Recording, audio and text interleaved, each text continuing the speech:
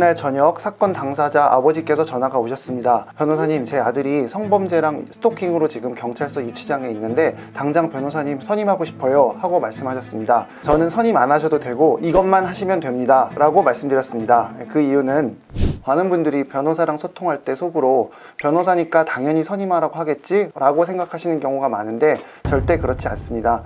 저는 저에게 연락 주시는 분들의 반 이상은 변호사를 선임하지 말라고 뜯어 말리고 혼자 대처하는 방법을 알려드리고 있습니다. 안녕하세요. 검사 출신 최용희 변호사입니다. 일률적인 하나의 기준이 있는 건 아니지만 상담을 해보면 담당 검사님이 어떤 결정을 하겠구나라는 거를 대충 짐작을 할 수 있기 때문에 이를 토대로 변호사 선임을 할지 말지에 대해서 말씀을 드릴 수 있습니다. 솔직히 말씀드리면 대다수의 사건은 변호사 없어도 상관없습니다. 당사자도 할 수 있는 일을 굳이 변호사를 통해서 할 필요는 없고 당사자 입으로 해도 되는 말을 굳이 비싼 돈 들여가면서 선임한 변호사가 할 필요는 없습니다. 그리고 어떤 사건들은 심지어 당사자가 직접 하는 것이 제3자를 통해서 하는 것보다 더 어필이 되는 경우도 많습니다. 다만 여기서 중요한 점은 변호사를 선임하고 안 하고의 문제 이전에 반드시 어느 경우에 해당하는지에 대해서는 먼저 상담을 받는 게 중요하다는 점입니다. 검사로 일했을 때의 경험을 떠올려 보면 변호사를 선임하긴 했는데 과연 이 사건의 당사자는 지금 나의 변호사가 하는 일이 얼마나 지금 하찮은 일을 변호사가 대신 해주고 있는지, 내가 해도 되는 일을 굳이 변호사가 불필요하게 하고 있는 건 아닌지 이런 생각을 한 적이 있습니다. 내가 괜찮다고 생각하는 것과 법률가의 입장에서 봤을 때 괜찮다고 생각하는 것은 다를 수 있기 때문에 반드시 상담을 통해서 내 사건이 변호사가 필요한지에 대한 진단을 받으시는 것이 필요합니다. 여기서 변호사가 필요한지 여부에 대해서 좀 정확하게 조언을 해드리기 위해서는 사건의 처리자인 검사님의 입장에서 어떤 결정을 할지를 알 수 있어야 되기 때문에 수사를 했던 경험 그리고 경찰을 지휘했던 경험이 무엇보다 중요합니다. 그런 경우도 굉장히 많습니다. 왜냐하면 연락을 주시는 분들은 꼭 변호사가 당장 필요해서가 아니라 변호사의 이야기를 일단 들어보고 싶어서 전화를 주신 분들도 계시기 때문에 그런 경우가 굉장히 많습니다. 심지어는 어떤 경우는 일부러 다른 변호사님과도 꼭 상담을 해보라고 말씀을 드리기도 합니다. 많은 경우 사건에 대해서 하나의 정답이 있는 것은 아니기 때문에 변호사마다 생각이 다를 수 있어서 저의 이야기도 참고하고 다른 분의 이야기도 참고하라고 말씀을 드리고, 변호사 선임은 매우 신중해야 되는 부분입니다.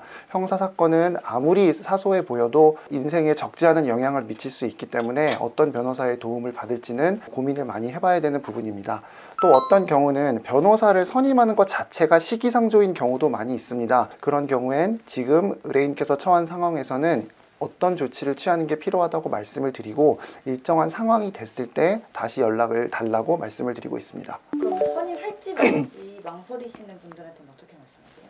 우선은 변호사가 선임이 필요한지 여부에 대해서는 꼼꼼하게 말씀을 드리고요. 고민되는 부분은 사람마다 다릅니다. 경제적인 사정이 되는 분도 계시고 사건 자체를 직면하는 것 자체가 처음이다 보니 고민되는 분이 많이 계셔서요. 저는 그런 경우에는 일단 선임은 하지 말라고 하고 돌아가셔서 가족하고 상의를 하든 아니면 다시 저를 찾아오시든 다시 한번 고민해보고 오시라고 말씀을 드립니다.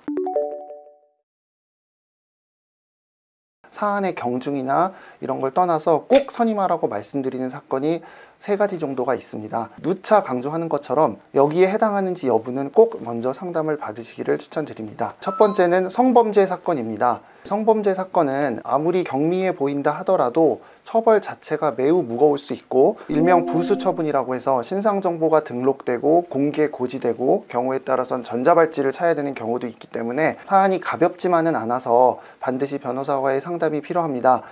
그리고 성범죄 사건은 처벌 중 가장 가벼운 벌금을 받는다 하더라도 여러 법 규정에 의해서 해고 사유에 해당하기도 하고 군인이나 공무원 같은 신분이 아니라 하더라도 일반 기업에서도 해고 사유로 규정하는 경우가 많이 있기 때문에 그렇습니다. 성범죄 사건을 가볍게 여기는 분들의 공통점 중에 하나는 별거 아니라고 스스로 이미 판단을 내리는 경우가 많습니다. 예전에 한 아들의 어머님께서 전화를 주셨는데 그냥 클럽에서 그냥 있었던 별거 아닌 일이고 술 기운에 잠깐 접촉이 있었을 뿐이라면서 마치 별거 아니라고 말씀하신 적이 있었는데요. 이후에 구속이 되고 다시 찾아온 적이 있습니다. 이런 분들이 하는 공통적인 생각은 별거 아니다, 말뿐이 없어서 증거가 없다, 이런 말씀을 많이 하시는데 말도 증거이고 그 증거만으로도 구속이 될 수 있기 때문에 성범죄 사건은 특성상 말뿐인 경우가 대부분이기 때문에 그것만으로 증거가 없으니 별거 아니다 라고 가볍게 생각하셔서는 안 됩니다. 그리고 성범죄 사건에서 흔한 것 중에 하나는 일명 통매음이라고 해서 통신매체 이용 음란죄라는 것이 있습니다. 이 경우에는 다른 성범죄들처럼 사실관계도 중요하지만 법리적으로 따져야 하는 부분이 매우 많습니다. 단순히 야한 말, 음란한 말을 문자로 전송했다고 해서 무조건 범죄가 성립하는 것은 아니기 때문에 법리적인 해석의 결과에 따라서는 범죄가 성립하지 않을 수도 있기 때문에 전문가와 상담하는 것이 정말 중요하다고 하겠습니다. 방금 말씀드린 것처럼 성범죄 사건은 가급적 변호사를 선임하라고 말씀을 드린다고 했는데요. 그럼에도 불구하고 당연히 예외는 있습니다. 아들이 성범죄 및 스토킹 사건으로 경찰서 유치장에 있다며 당장 선임하겠다고 오신 의뢰인분이 계셨습니다. 사실 이런 상황은 변호사의 입장에서 영업의 마인드를 앞세운다면 고액의 선임료를 제시하고 선임하기에 되게 좋은 사건인지도 모릅니다. 그런데 당시 이야기를 들어보니 절차상 이 아들은 잠시 후에 석방이 될 수밖에 없었고 경찰이 구속을 한다고 해도 검사님 선에서는 구속영장을 청구하지 않을 가능성이 너무 높다고 생각이 돼서 담당 경찰관과 통화를 해보니 제가 생각하고 있는 절차를 밟는 게 맞다고 생각이 돼서 앞으로 어떻게 될 거라는 점을 설명을 드렸고 석방된 이후의 절차에 대해서도 어떻게 하라는 안내를 드려서 제가 말씀드린 대로 잘 절차를 밟아서 결국은 변호사 없이 사건이 잘 해결된 적도 있었습니다. 가급적 변호사를 선임하라고 말씀드리는 두 번째 유형은 신분이 군인이거나 공무원이거나 회사의 임원과 같이 신분상 불이익을 받을 수 있는 경우입니다. 군인, 공무원을 대표적으로 예를 든다면 군인과 공무원은 형사사건에 입건이 되면 그게 범죄가 아닌 걸로 결론이 나도 여전히 징계를 받을 수 있기 때문에 신분상 불이익이 너무나도 큽니다. 그리고 군인의 경우에는 아무래도 육체적으로 군부대라는 곳에 고립되어 있다 보니 육체적 고립은 곧 정신적 고립으로 연결이 되고 그러면은 합리적인 결정을 하지 못하는 경우가 많고 특히 병사들의 경우에는 주변 중대장 등 간부들의 조언에 따라 휘둘리는 경우가 많다 보니 법률가의 조언이 아닌 사람의 조언에 따라 다소 불합리한 결정을 내리는 경우가 매우 많습니다. 그리고 군대 사건의 경우에는 당연히 인정되어야 할 것 같은 권리조차 인정받지 못하는 경우가 적지 않습니다.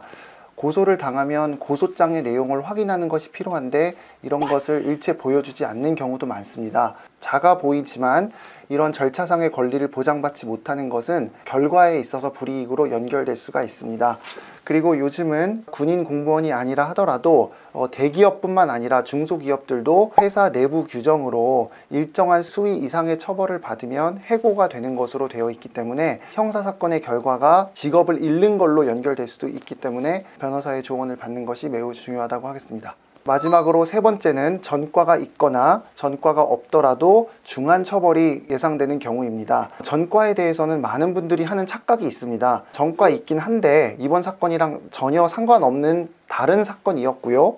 혹은 이미 오래전 일이에요 라고 말씀하시는 경우가 많습니다. 그러나 절대 착각하면 안 되는 것은 아무리 옛날의 일이라도 여전히 내가 한 행위이고 옛날 일이라고 불이익을 안 받는다면 옛날 전과가 있는 사람과 그런 전과조차 없는 사람이 똑같이 취급되어야 한다는 것인데 절대 그렇게 될 수는 없습니다. 전과라고 하는 것은 참 무서운 것이 전과는 결과만 봅니다. 그것만으로 이 사람은 이후에도 재범할 가능성이 있다는 판단이 내려질 수가 있기 때문에 전과는 종류를 불문하고 매우 중요하다는 점을 아셔야 되고 예를 들어서 음주운전 사건의 경우에 과거 폭력 전과가 있다고 하시는 분들이 종종 계십니다. 그리고 폭력과 음주운전은 별개니까 별거 아니라고 생각하는 경우가 많은데 말씀드린 것처럼 전과는 결과만 보기 때문에 폭력으로 벌금 얼마를 받았다는 전과가 있으면 제3자가 봤을 때는 그 폭력도 왠지 술의 영향으로 일어날 수 있을 거라는 추측이 가능하기 때문에 음주운전 사건과 종합해서 보면 이 사람은 술을 마시면 자제력을 잃는 사람이구나 라고 생각이 돼서 가중처벌이 이루어질 수 있습니다.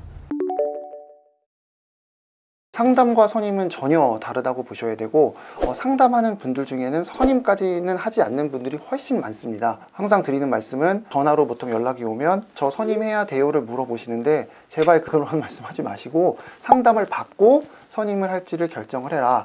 수술할진 나중에 정하더라도 진료를 통해 진단을 먼저 받아라 라고 비유해서 말씀드립니다.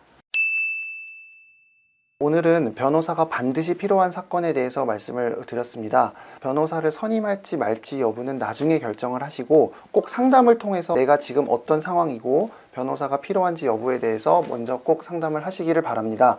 제발 선임하지 말라고 하시는 게 돈 안 버셔도 돼요? 아니요, 벌어야죠. 가장 많이 듣는 말이 여기 왜 변호사 선임하라는 말을 안 하세요?